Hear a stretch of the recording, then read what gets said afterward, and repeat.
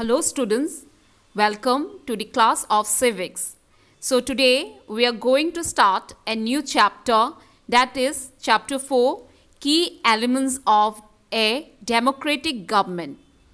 In the first page we can see that a mother explaining to her 11-year-old girl, that is Maya, that South Africa was earlier governed by apartheid laws.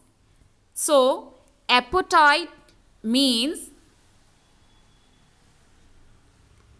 separation on the basis of race.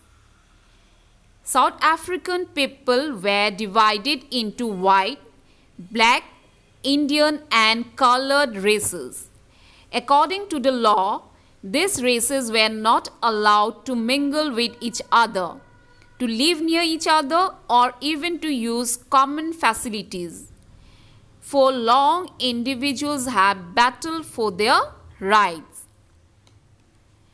The mainland of South Africa is near the Asian subcontinent.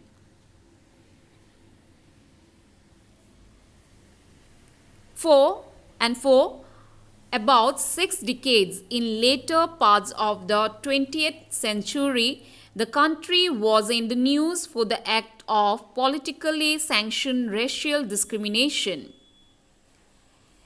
And as you know, majority of the South African population was of blacks, and the whites who settled here pursued a policy of ruthless suppression towards the black majority.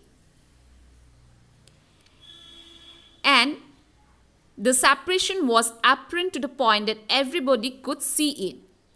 After a very decades of endless battle, the strategy of racial discrimination towards black arrived at an end in 1994.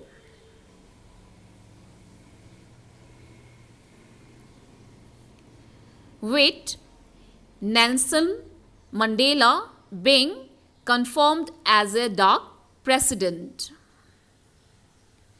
So next, let us move to the topic participation.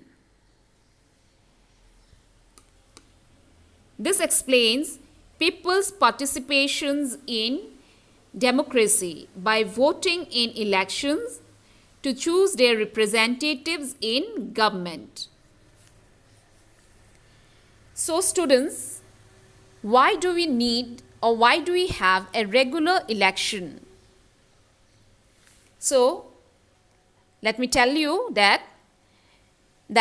through voting in elections, people elect leaders to represent them, and these representatives take decisions on behalf of the people. In doing so, it is assumed that they will keep in mind the voices and interests of the people.